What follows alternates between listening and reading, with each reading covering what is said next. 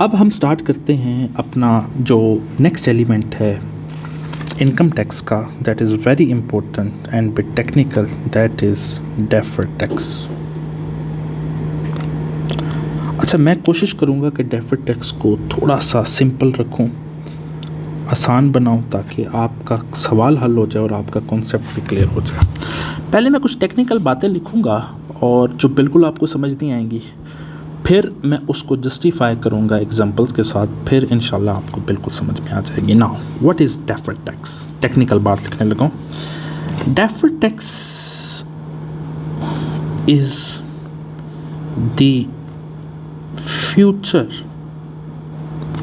Tax consequence of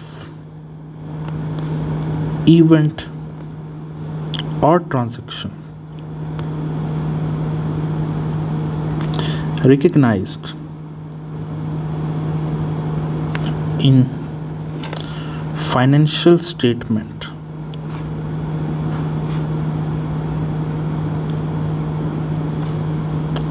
of current और previous year. अच्छा, ये जो कुछ भी मैंने लिखा है आपको कख समझ नहीं आएगी जब तक इसके साथ मैं कोई प्रैक्टिकल एग्जांपल कोट नहीं करूँगा। अभी आपने बिल्कुल होल्ड ऑन कर देना, परेशान नहीं होना, क्योंकि समटाइम्स 2 नंबर का डेफिनेशन टाइप भी आ जाती है, तो इसलिए मैंने कहा कि ये रिक्वायरमेंट भी आपकी पूरी हो जाए। इसमें जो वर्ड इम्पोर्टेंट है वो है फ्यूचर टैक्स कॉन्सिक्वेंस। ठीक है, ये इम्पोर्टेंट वर्ड है, इसको हम बाद में जस्टिफाई करेंगे। अच्छा, नाउ डेफर्ड टैक्स है क्या? डेफर्ड टैक्स ये है कि जब कंपनी का जो अकाउंटिंग प्रॉफिट होता है, companies accounting profit, accounting profit वो होता है the profit that is reported to share holder, आसान भाषा में प्रॉफिट बिफोर टैक्स, जो कि कंपनी कैलकुलेट करती है। जब कंपनी का अकाउंटिंग प्रॉफिट जो उनके मुताबिक निकला हुआ है फाइनेंशियल स्टेटमेंट में प्रॉफिट बिफोर टैक्स, वो इक्वल नहीं आता टैक्सेबल प्रॉफिट के साथ, टैक्सेबल प्रॉफिट और लॉस। ठीक है, अकाउंटिंग प्रॉफिट और लॉस। टैक्सेबल प्रॉफिट कौन सा प्रॉफिट होता है? जो बेसिकली आपकी फाइनेंशियल स्टेटमेंट्स जब टैक्स अथॉरिटीज़ बना रही होती हैं for tax collection purposes. Accounting profit आपका जब इक्वल नहीं आएगा, जैसे मैं आपको एग्जांपल दे रहा हूँ, मेरे मुताबिक मेरा प्रॉफिट बिफोर टैक्स 90,000 आया और ये कैलकुलेशन जब टैक्स अथॉरिटीज़ ने परफॉर्म किया तो वो कहते हैं जी आपका प्रॉफिट बिफोर टैक्स तो 1 लाख बन रहा है। अब 10,000 का मसला बन गया। तो याद रखिएगा कि जब अकाउंटिंग प्रॉफिट इक्वल नहीं आएगा टैक्सेबल प्रॉफिट के, अकाउंटिंग प्रॉफिट हम निकालते हैं, टैक्सेबल प्रॉफिट टैक्स अथॉरिटी हमारा निकालती है, तो फिर जन्म लेगा डेफर्ड टैक्स। ठीक है, when accounting profit does not equal to taxable profit, तो वजूद आएगा डेफर्ड टैक्स का। अब सवाल ये पैदा होता है कि ये फ़र्क आया तो आया क्यों? हम 90,000 निकाल के बैठे हुए हैं प्रॉफिट बिफोर टैक्स, गवर्नमेंट हमारा 1 लाख बना के बैठी हुई है। Why this difference arises? ठीक है, why the balances are not reconciled? The difference arises because of 2 reasons. The difference between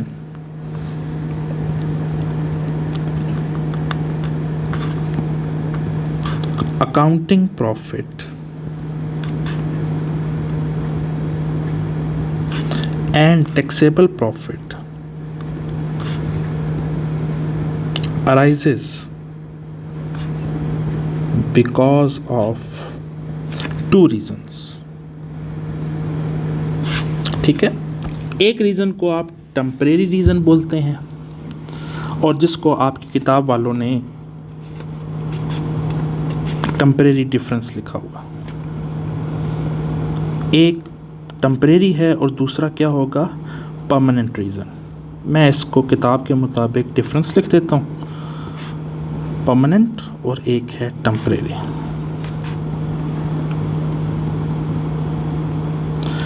permanent difference हमारे कोर्स का हिस्सा नहीं है, ना ही डिस्कस किया जाता है, ना ही इसका स्कोप है।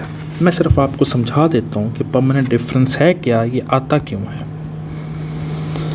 परमानेंट डिफरेंस तब आ रहा होता है कि जब कुछ जो एक्सपेंसेस हैं वो अलाउएबल नहीं होते, टैक्स अथॉरिटीज़ आपको इजाज़त नहीं देती कि आप उनको एक्सपेंस बना के अपनी इनकम में से माइनस कर लें, ठीक है। Certain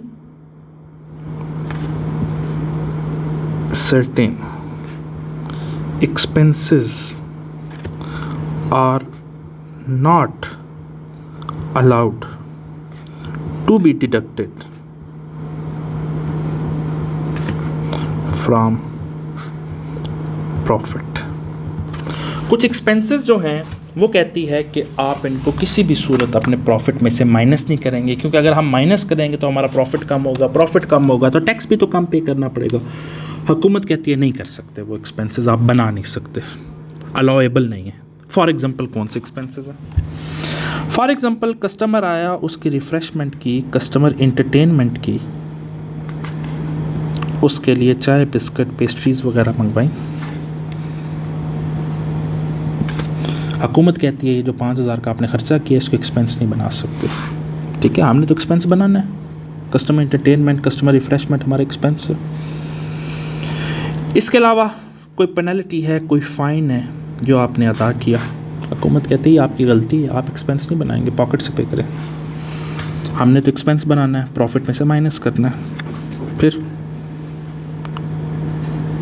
contribution towards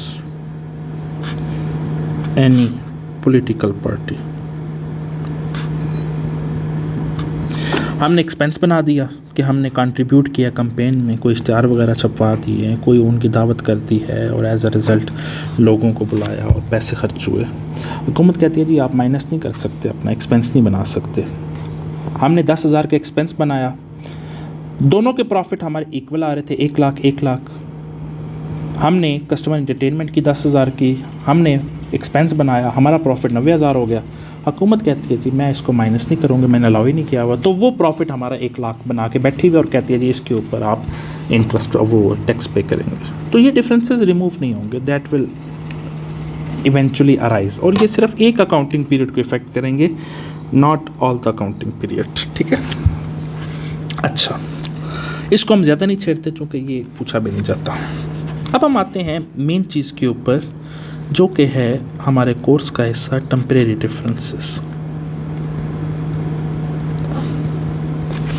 temporary differences arise होते हैं जैसे कि नाम से जाहिर है टेम्परेरी रीजंस की वजह से।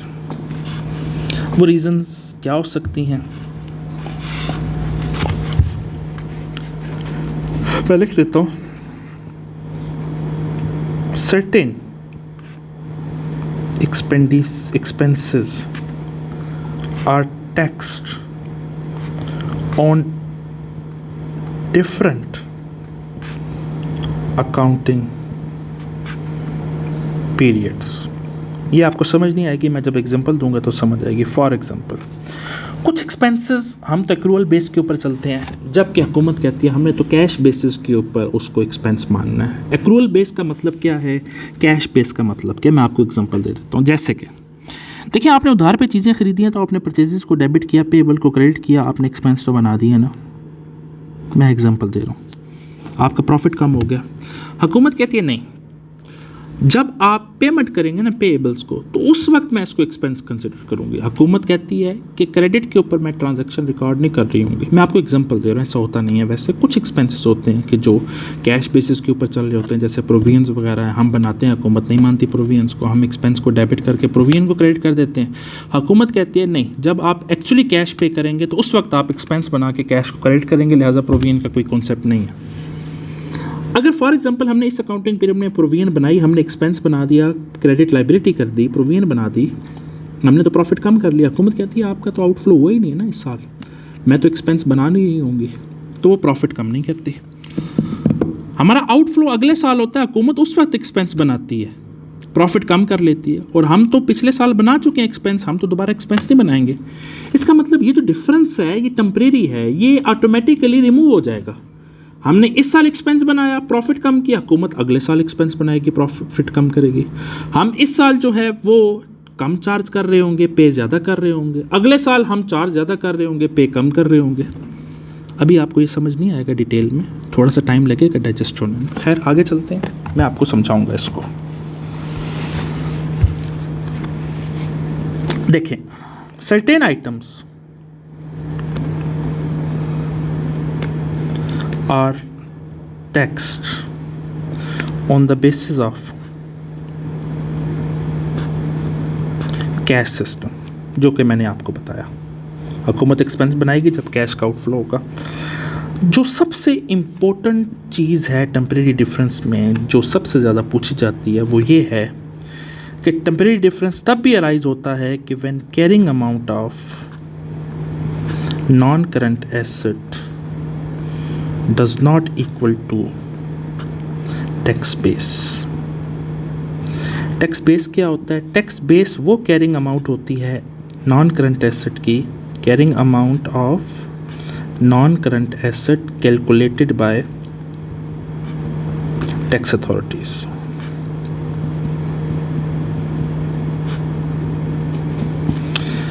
जब carrying amount non current asset की इक्वल नहीं आएगी टैक्स बेस के साथ, कि वो जो कैरिंग अमाउंट हमारे नॉन करंट एसेट की निकाल रहे हैं, तो टेम्परेरी डिफरेंस आएगा। अब सवाल ये पैदा होता है कि एसेट का क्या ताल्लुक है टैक्स के साथ?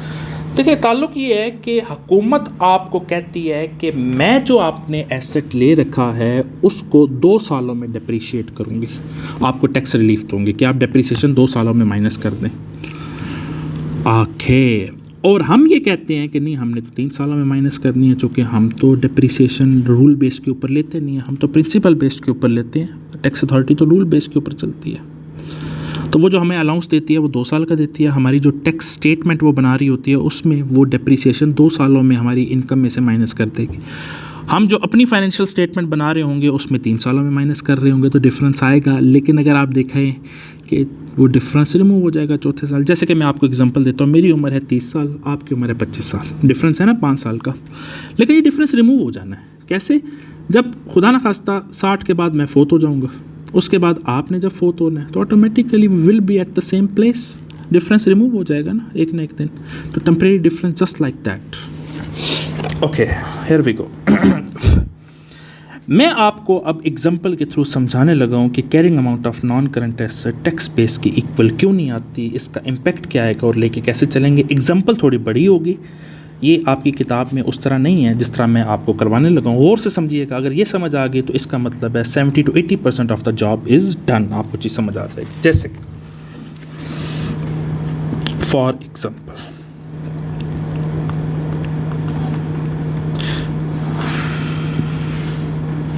Here we go. एज्यूम करते हैं हमने एक एसेट खरीद रखा है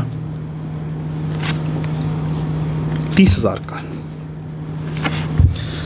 ये हम हैं, एंटिटी, कंपनी, और ये टैक्स अथॉरिटीज है। ठीक है,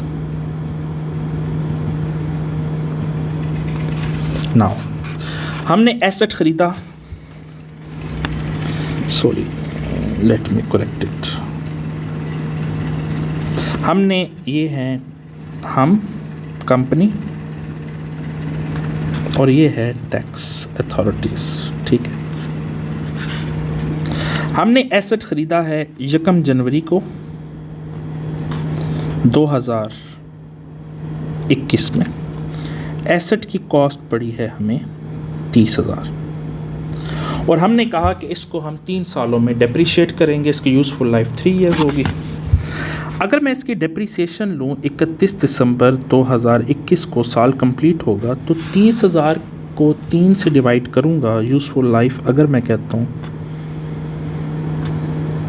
3 ईयर्स है। 3 साल पे डिवाइड करूँगा 30,000 को, तो 1 साल की डेप्रीसिएशन कितनी आएगी? 10,000। तो मैं डेप्रीसिएशन एक्सपेंस जो है वो 10,000 बनाता हूँ। एज्यूम करते हैं कि मेरा जो स्टेटमेंट ऑफ प्रॉफिट और लॉस में प्रॉफिट बिफोर डेप्रीसिएशन आ रहा था एंड टैक्स आ रहा था, वो आ रहा था 1 लाख, ऐसे मैं एज्यूम कर रहा हूँ। अब इसमें से मैं डेप्रीसिएशन माइनस करता हूँ 10,000, तो डेप्रीसिएशन माइनस करने के बाद मेरा प्रॉफिट बिफोर टैक्स आया 90,000। ठीक हो गया? यहाँ तक क्लियर है? अब चलते हैं टैक्स अथॉरिटीज़ के ऊपर कि टैक्स अथॉरिटीज़ क्या करेंगे. Let me make it clear for you. Here we go. Tax authorities ने वही एसेट हमारा कॉस्ट के ऊपर रिकॉर्ड किया हुआ है 30,000 की, और वो कहता है जी मैं इसको 2 सालों में डिप्रिशिएट कर दूंगा, 2 सालों में एक्सपेंस आउट कर दूंगा, 2 सालों का डिप्रिसिएशन अलाउंस या कैपिटल अलाउंस आपको दे रहा हूँ, या फिर वो 2 सालों में आपका इसको एक्सपेंस बनाएगा, तो वो इसको 2 ईयर्स यूज़फुल लाइफ कंसिडर कर रहा है. 31 दिसंबर 2021 को वो आपका एक्सपेंस चार्ज करेगा, आपकी इनकम स्टेट जो वो बनाएगा, 30,000 को 2 से डिवाइड करेंगे तो डिप्रिसिएशन वो 15,000 चार्ज करेगा. ऐसे ही है. एसओपीएल में तो profit before tax and depreciation, बाकी चीज़ें मैं कांस्टेंट रख रहा हूँ, वो दिया हुआ है 1 लाख. उसने इसमें से डिप्रिसिएशन माइनस की 15,000, तो प्रॉफिट बिफोर टैक्स जो आ गया है वो आ गया है कितना, 1 लाख में से 15,000 माइनस किया तो 85,000. ठीक हो गया. टैक्स अथॉरिटी कहती है कि इसके ऊपर आपने 30% रेट देना है टैक्स का. एज्यूम कर रहा हूँ टैक्स रेट. अब हमने प्रॉफिट बिफोर टैक्स 90 निकाला हुआ है और उसने प्रॉफिट बिफोर टैक्स 85,000 निकाला हुआ है. अब इसके ऊपर अगर हम 30% लेते हैं तो 90 का 30% लिया 9,000, 9,018 और 27. हम एंट्री पास करेंगे, टैक्स एक्सपेंस को डेबिट कर देंगे 27,000 से. ऐसा ही है. 85,000 का 30% लिया तो वो बनता है 25,500. हमने पे कितना करना है, टैक्स पेएबल हमारा आएगा, एक सेकेंड, 25,500. फ़र्क आ गया ना. तो ये जो डिफरेंस क्रेडिट साइड पे आ रहा है 1500 का, 1500 ये आई एड 1500, यस, ये 1500 आपका चला जाएगा डेफर्ड टैक्स लायबिलिटी में, क्रेडिट. अब ये मतलब क्या है डेफर्ड टैक्स लायबिलिटी का, देखिए मैं आपको समझाने लगा, गौर से देखिएगा. आप चार्ज 27,000 कर रहे हैं, पे आप 25,500 कर रहे हैं. जैसे कि फॉर एग्जांपल मेरा रेंट बनता है 27,000, मैं पे 25,500 कर रहा हूँ, तो बाकी जो 1,500 रह गया वो मैं फ्यूचर में पे करूँगा. That gives rise to liability. Deferred tax का भी यहाँ पर यही रोल हो रहा है कि डेफर्ड टैक्स लायबिलिटी कैसे आई है कि एक्सपेंस ज़्यादा है, पेमेंट कम हो रही है, जो 1,500 कम पेमेंट हो रही है वो फ्यूचर में क्लियर हो जाएगी, जो कि मैं आपको जस्टिफाई करूँगा. अभी यहाँ तक क्लियर है. तो 31 दिसंबर 2021 में आपके मुताबिक जो कैरिंग अमाउंट निकल रही होगी एसेट की, 30 में से 10 डेप्रिसिएशन माइनस की तो 20,000 आ गई, और वो 30 में से 15 माइनस करेगा तो 15,000 आ गई. ये कैरिंग अमाउंट है C.A. अगला साल स्टार्ट हो गया जी. अगला साल आ गया है और 31 दिसंबर 2022 आ गया. दोबारा हमने पीछे रिमेनिंग यूज़फुल लाइफ कितनी रहेगी, हमारे मुताबिक 1 साल गुजर गया, टोटल 3 थी, 2 साल रहेगी. दोबारा डेप्रिसिएशन एक्सपेंस हमने चार्ज किया 10,000 का. ऐसे ही है. और अच्छा, इससे पहले ऐसा करता हूँ मैं कि डेफर्ड टैक्स लायबिलिटी को नीचे उतार लेता हूँ, ठीक है, उसका बैलेंस ओपनिंग कर देता हूँ. Here we go.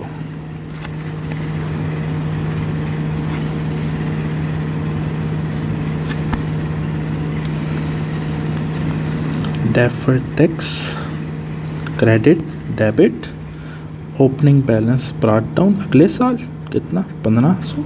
ये है साल 31 दिसंबर 2022. ठीक है.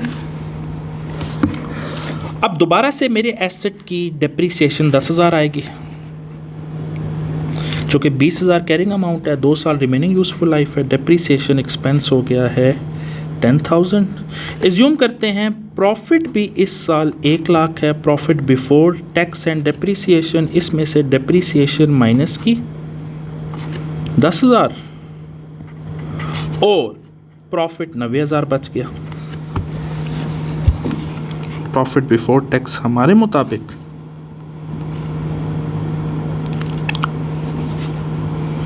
टैक्स अथॉरिटीज़ क्या करेंगे? टैक्स अथॉरिटीज़ 15,000 डेप्रिसिएशन पिछले साल ले चुके थे, 2 सालों में उन्हें एसेट डेप्रिशिएट करना है, तो 15,000 एसेट की कैरिंग अमाउंट है, रिमेनिंग यूज़फुल लाइफ उनके मुताबिक 1 साल होगी, तो 15,000 डेप्रिसिएशन वो चार्ज कर देंगे इस साल।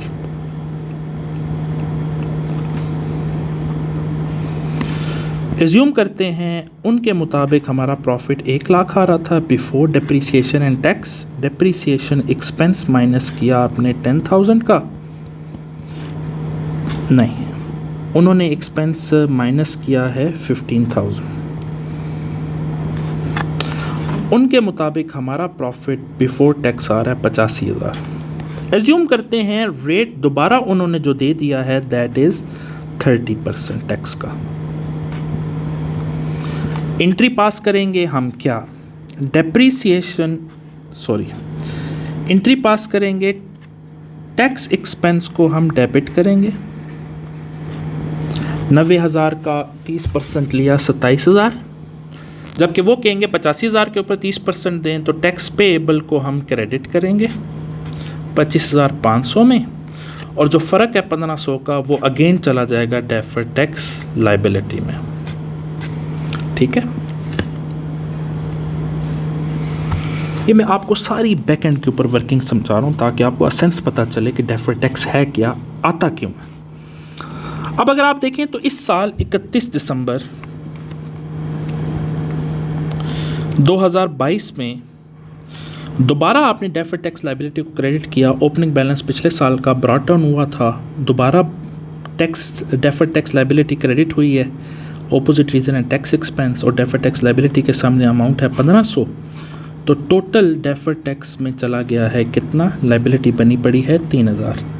पिछले साल भी हमने चार्ज ज़्यादा किया था, कम पे किया था, इस साल भी चार्ज ज़्यादा किए, कम पे किया, तो हमारे ऊपर ड्यू बैलेंस हो गया 3,000 का। अब हम चलते हैं आखिरी साल।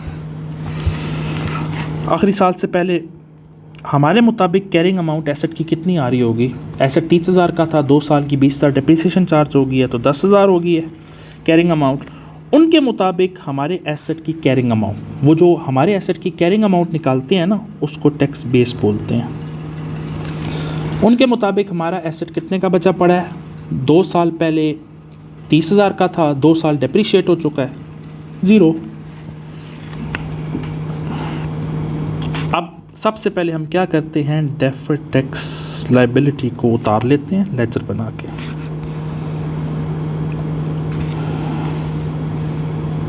चला,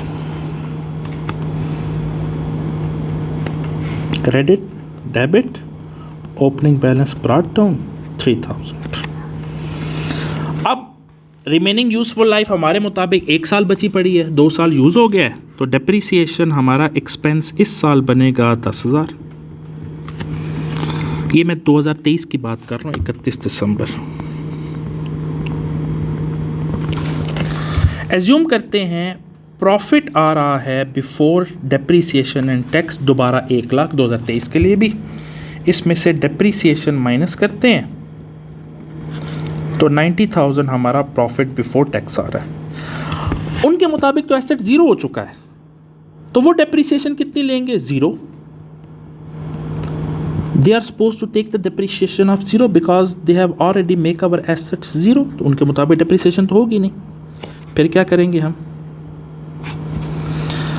तो प्रॉफिट उनका आ रहा होगा उनके मुताबिक हमारा 1 लाख, और उन्होंने इस साल डेप्रिसिएशन माइनस की है 0, तो प्रॉफिट बिफोर टैक्स आ रहा है उनके मुताबिक 1 लाख। अगर वो इस साल भी रेट 30% अनाउंस कर देते हैं, मैं काफ़ी चीज़ें कॉन्स्टेंट रख रहा हूँ ताकि आप कंफ्यूज ना हो, आपको सिर्फ डेफर्ड टैक्स का मैं कॉन्सेप्ट समझाऊँ। 90,000 के ऊपर 30% रेट बनता है 27,000, तो हम टैक्स एक्सपेंस को डेबिट करेंगे 27 से। 1 लाख के ऊपर 30% बनता है 30,000, टैक्स पेएबल को क्रेडिट करेंगे 30,000 से। अब इसका मतलब क्या है, गौर से आपने समझना है। इसका मतलब ये है कि चार्ज हम 27 कर रहे हैं, पे हम 30 कर रहे हैं। इसका मतलब है कि जो 3,000 की पिछली लाइबिलिटी डेफर्ड टैक्स की बची पड़ी थी, हम वो अब अदा कर रहे हैं। ऐसे ही है ना, जैसे कि मैंने आपको कहा कि यार मैं आपको रेंट 25,500 दूंगा 2 साल के लिए, बनता 27,000 है, और तीसरे साल मैं आपको पिछले 2 सालों का भी 1500 3,000 दे दूंगा, लेकिन मेरा टैक्स एक्सपेंस कितना जाएगा? जिस साल मैं अदा कर रहा हूँ टैक्स एक्सपेंस तो 27 जाएगा। एक रूल कॉन्सेप्ट तो यही है ना। इसका मतलब है चार्ज मैं 27 कर रहा हूँ, पे 30 कर रहा हूँ, तो वो जो 3,000 की लाइबिलिटी मैंने सेट असाइड कर रखी है 2 सालों की, एसेट ज़ीरो हो गया तो वो लाइबिलिटी भी सेटल हो जाएगी। तो मैं डेफर्ड टैक्स लाइबिलिटी को डेबिट करके सर से उतार दूंगा। अगर इस एंट्री को मैं पोस्ट करूं, इस एंट्री को अगर मैं पोस्ट करूं, लेट मी करेक्ट इट, तो डेफर्ड टैक्स डेबिट हो रहा है, डेबिट साइड पे चले जाते हैं, वजह है टैक्स पेएबल, अमाउंट 3,000 है डेफर्ड टैक्स लाइबिलिटी की, तो डेफर्ड टैक्स ऑटोमेटिकली ज़ीरो हो गया, ऐसे ही ख़त्म हो गया, carrying amount of the asset भी ज़ीरो हो गया। अब आप आए वापस डेफर्ड टैक्स की डेफिनेशन के ऊपर, जो कि मैंने कहा था मैं आपको समझाऊंगा। Deferred tax is the future tax consequences. Future tax consequences ना, अगर आप देखें डेफर्ड टैक्स जो है वो फ्यूचर में जाके सेटल हो रहा होगा ऑफ इवेंट एंड ट्रांजैक्शन। वो इवेंट और ट्रांजैक्शन जो है वो रिकग्नाइज हो रही है इस साल या पिछले साल के अकाउंटिंग पीरियड में, यानी डेफर्ड टैक्स का असल में जो कैंसलेशन है वो फ्यूचर में जाके हो रही होगी। ये एक टेम्परेरी डिफरेंस की वजह से वजूद में आता है, वो डिफरेंस रिमूव हो जाना है। तो डेफर्ड टैक्स बेसिकली एक अकाउंटिंग एडजस्टमेंट है। Deferred tax is an accounting adjustment. मैं लिख देता हूँ नीचे,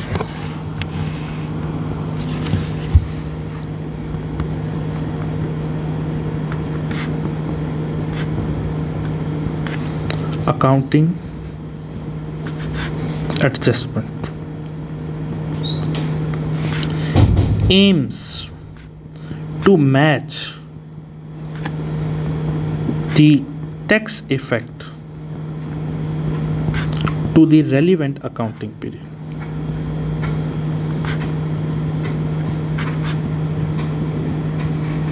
जैसे कि इससे मुराद क्या है, ये जो मैंने हेडिंग आपको, ये मैंने जो छोटी सी नोट लिखा है अकाउंटिंग एडजस्टमेंट है। जैसे कि मेरी बड़ी गौर से बात सुने, मेरा रेंट बनता है 27,000, मैं आपको पे 30,000 कर रहा हूँ, तो क्या मैं एक्सपेंस 30,000 चार्ज करूँगा? मेरा आउटफ्लो तो कैश का 30 ही होगा, लेकिन मैं डेबिट एक्सपेंस को 27 ही करूँगा, क्योंकि मैंने 27 ही का बेनिफिट लिया होगा ना। वो जो 3,000 मैं आपको एक्स्ट्रा पे कर रहा हूँ वो फ्यूचर में सेटल हो जाएगा, उसको मैं प्री पेमेंट लिखूँगा। सेम गोज विद हेयर, कि जिस साल का आपका एक्सपेंस है आप चार्ज तो उसी साल कर रहे होंगे। पेमेंट बेशक आप कम करें या ज़्यादा करें, वो फिर आपकी प्री पेमेंट एक्रूअल में चली जाती है। यहाँ पर भी तो वही हो रहा है। एक किस्म का सिर्फ बारीक नुक्ता समझा दूँ जो कि डायरेक्टली रिलेट नहीं करता, सिर्फ समझाने के लिए, deferred tax is just like accruals and pre payment. अगर लाइबिलिटी है तो क्रेडिट है, और अगर एसेट है प्री पेमेंट है तो डेबिट हो जाएगा, और ये फ्यूचर में क्लियर हो जाएगी। अब ये जो पूरी कहानी मैंने आपको सुनाई है, इसको मैं बड़ा कंसाइज करके टू द पॉइंट लेके चलता हूँ कि डेफर्ड टैक्स में क्या ये हमें सब कुछ करना पड़ेगा जो बैक एंड के ऊपर मैंने वर्किंग की है? नहीं, बड़ी सिंपल सी बात है। देखिए आपने करना क्या, जो एक्चुअल वर्किंग है डेफर्ड टैक्स की उसके ऊपर आ रहा हूँ। Carrying amount of non current asset, पहले साल के आखिर में कैरिंग अमाउंट कितनी आ रही थी? 30 में से 10 चला गया था तो 20 आ रही थी हमारी, उसको माइनस करना है, मैच करना है टैक्स बेस के साथ। जो कैरिंग अमाउंट उन्होंने निकाली हुई थी वो आ रही थी 15,000, 5,000 का डिफरेंस आया ना। Carrying amount of non current asset is greater than tax base by 5,000। इसको आप कहेंगे दिस 5,000 इज टेम्परेरी डिफरेंस। और डेफर्ड टैक्स निकालना होगा तो आप क्या करेंगे? Deferred tax is equal to, उसका फार्मूला बता रहा हूँ, temporary difference multiply by tax का रेट। टेम्परेरी डिफरेंस कितना? 5,000, टैक्स का रेट 30%, तो कितना आ गया? 1,500। आप एंट्री पास करेंगे डेफर्ड टैक्स टेम्परेरी डिफरेंस की। अब मसला ये है कि इसका नहीं पता कि डेफर्ड टैक्स एसेट है या लाइबिलिटी है। 1,500 कहाँ जाएगा? क्या हम टैक्स एक्सपेंस को डेबिट करके डेफर्ड टैक्स लाइबिलिटी को क्रेडिट करेंगे? या डेफर टैक्स हमारा एसेट है तो डेफर टैक्स एसेट को डेबिट करके टैक्स एक्सपेंस को क्रेडिट कर देंगे, क्या चलेगा क्या? एक बात याद आपने ये रखनी है कि जब भी carrying amount of non current asset, मैं नीचे कहीं लिख देता हूँ, इंपॉर्टेंट बात है, whenever carrying amount of non current asset is greater than carrying amount calculated by tax authorities, जिसको आप टैक्स बेस बोलते हैं, it give rise to deferred tax liability.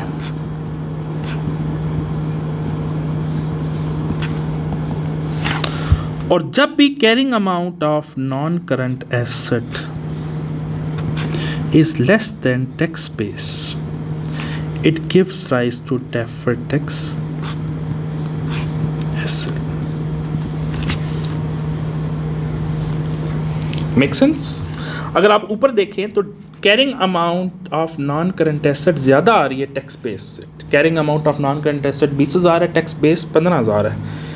इसका मतलब है ये जो डिफरेंस आ रहा है वो डेफर्ड टैक्स लायबिलिटी होगा। 1500 का जो फार्मूला लगाया है, इसकी एंट्री मैं पास करूँगा, टैक्स एक्सपेंस को मैं डेबिट कर दूँगा 1500 से, और क्रेडिट में डाल दूँगा डेफर्ड टैक्स लायबिलिटी में।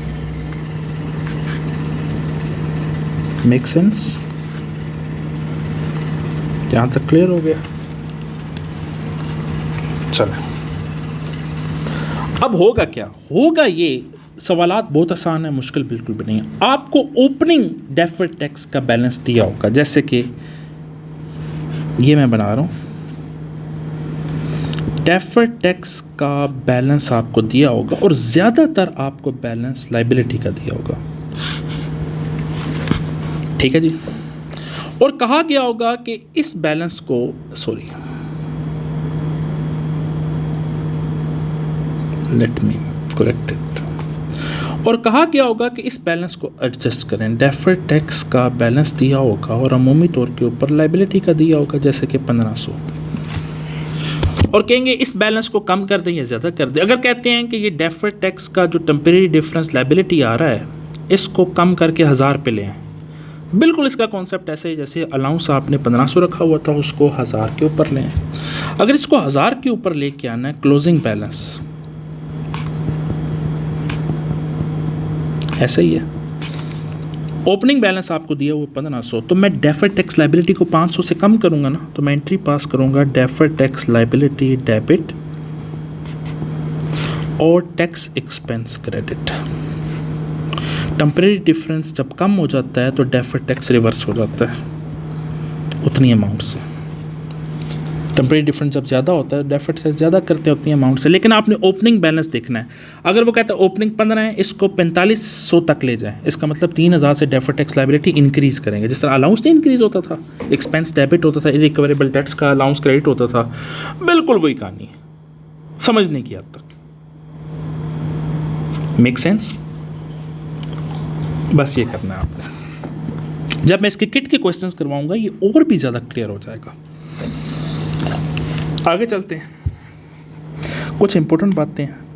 जो डेफर्ड टैक्स लायबिलिटी है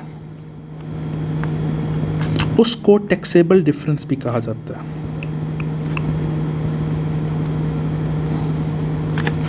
और जो डेफर्ड टैक्स एसेट है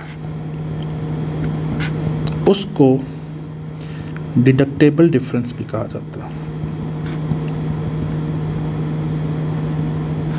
ठीक है जी, मेक सेंस?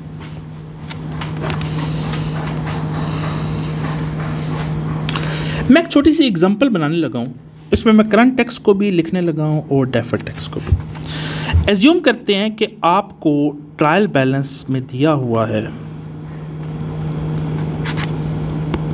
टैक्स 3000 का क्रेडिट लिखा हुआ है और डेफर्ड टैक्स लिखा हुआ है 45,000 का क्रेडिट, ठीक।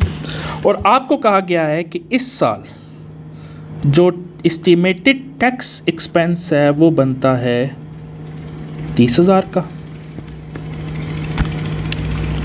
और आपसे ये कहा गया है कि आपने करना ये है कि जो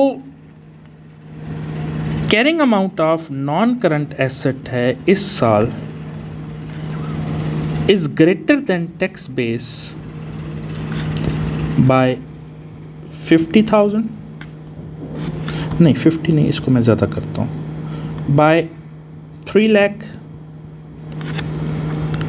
टैक्स रेट है 30%, calculate total charge in SOPL। ठीक है जी, अब गौर से देखिएगा, जब भी टैक्स से रिलेटेड सवाल आएगा आपने सबसे पहले करंट टैक्स को सॉल्व करना है। करंट टैक्स में इस साल की एस्टिमेटेड टैक्स एक्सपेंस कितना है, 30,000। फिर आपने ट्रायल बैलेंस में देखना है करंट टैक्स से रिलेटेड कोई अमाउंट दी हुई है 3,000, क्रेडिट बैलेंस दिया हुआ है। आपको पता है क्रेडिट बैलेंस करंट टैक्स का क्या होता है जी, ओवर प्रोविजन होती है। ओवर प्रोविजन करंट ईयर के टैक्स एक्सपेंस को कम कर देती है।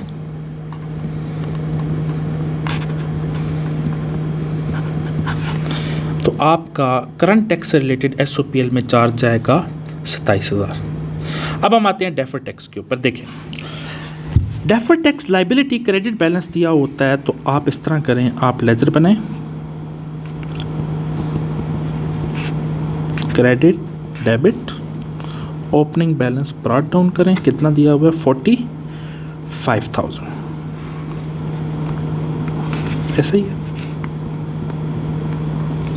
अब मसला ये है कि हमें क्लोजिंग बैलेंस नहीं दिया हुआ कि डेफर टैक्स कितना होना चाहिए साल के आखिर में, हमें कुछ और दे दिए। कहते हैं कि इस साल जो आपके नॉन करंट एसेट की कैरिंग अमाउंट है वो ज़्यादा आ रही है टैक्स बेस से 3 लाख से। तो हमें पता है कि डेफर टैक्स कैसे कैलकुलेट करते हैं। Carrying amount of non current asset नहीं पता, माइनस टैक्स बेस नहीं पता, बस उसने ये बता दिया है कि ये जो डिफरेंस आ रहा है ना, carrying amount of non current asset is greater than tax base 3 lakh आ रहा है, ये हमारा टेम्परेरी डिफरेंस है। डेफर टैक्स निकालना है तो आपको पता है टेम्परेरी डिफरेंस को रेट से मल्टीप्लाई करेंगे। रेट ऑफ टैक्स दिया हुआ है 30%, तो 3 लाख का हमने 30% लिया तो वो आ गया 90,000। इसका मतलब डेफर टैक्स लाइबिलिटी इस साल 90,000 होनी चाहिए। देखिए, पिछले साल आपकी पॉकेट में 45,000 पड़ा हुआ था और वो आपकी पॉकेट में इस साल के शुरू में भी, और मैं कहता हूँ यार इसको 90 कर दो। तो आपने ओपनिंग बैलेंस लाजमी देखना है। ये जो डेफर टैक्स लाइबिलिटी निकलती है ना साल के आखिर में, ये क्लोजिंग बैलेंस होता है। ओपनिंग बैलेंस लाजमी देखना। ओपनिंग बैलेंस है 45, कहता है इसको 90 तक पहुंचा दो। तो डेफर टैक्स आपने कितने से इंक्रीज़ करना है कि 45 अगर आपकी पॉकेट में है, मज़ीद 45 ऐड करेंगे तो वो 90 तक पहुँचेगा ना। तो डेफर टैक्स लाइबिलिटी इंक्रीज़ हो रही है 45 से, तो मैं एंट्री पास करूँगा टैक्स एक्सपेंस डेबिट, चूँकि डेफर टैक्स लाइबिलिटी जब इंक्रीज़ हो तो टैक्स एक्सपेंस डेबिट होता है, डेफर टैक्स लाइबिलिटी क्रेडिट हो जाती है। 90 से क्यों नहीं इंक्रीज़ किया, क्योंकि 90 तो क्लोजिंग बैलेंस है ना। इस साल 90 तक आपकी डेफर टैक्स लाइबिलिटी में पड़ा होना चाहिए। क्या पहले ऑलरेडी कोई पड़ा हुआ है पिछले सालों का? हाँ जी, ओपनिंग बैलेंस 45 है, तो 45 ही और ऐड करना है ना। तो जब हमने 45 और ऐड किया, डेफर टैक्स लाइबिलिटी क्रेडिट हुई, वजह है टैक्स एक्सपेंस, तो ऑटोमेटिकली डेफर टैक्स लाइबिलिटी किधर तक पहुंच गई है? 90 तक पहुंच गई है। ये क्रेडिट बैलेंस है। अब इस साल आपका टैक्स एक्सपेंस चार्ज कितना हो रहा है डेफर टैक्स का? डेफर टैक्स की वजह से टैक्स एक्सपेंस 45,000 चार्ज हो रहा है। करंट टैक्स कितना चार्ज हो रहा है? 27,000 चार्ज हो रहा है। इसका मतलब है अगर मैं 27 में 45 ऐड कर दूँ तो टोटल एक्सपेंस आपका हो जाएगा 72,000। ये आपका आंसर निकल आया। इस तरह के सवाल आ रहे होंगे। Main sense. अब आपने कैप्लान की किट करनी है और सबसे मोस्ट इम्पोर्टेंट डेफर टैक्स के लिए BPP आपने लाजमी करनी है, छोड़नी नहीं है। मैं आपको बता देता हूँ कैप्लान की किट में कौन से क्वेश्चन। अच्छा, अभी हमारा ये ख़त्म नहीं हुआ, एक छोटा सा टॉपिक रहता है रिवैल्यूएशन का, उसको मैं करवाऊँगा, उसके बाद हम डायरेक्ट किट्स के ऊपर चले जाएंगे। याद रखिएगा BPP की जो किट है उसमें डेफर टैक्स के जो क्वेश्चंस हैं वो दिए हुए हैं 134 से लेके 140 तक, और जो कैप्लान की किट है उसमें बड़े थोड़े से क्वेश्चन दिए हुए हैं डेफर टैक्स के और करंट टैक्स के, 116 से लेके 120 तक हैं, और OT केसेस जो हैं कंप्रीहेंशन टाइप वो 324 से लेके 325 तक हैं। ठीक है। रिवैल्यूएशन जहाँ पर भी जिस भी क्वेश्चन में देखेंगे आपने उसको छोड़ देना है, वो इसके बाद मैं आपको समझाता हूँ। ठीक है, थैंक यू।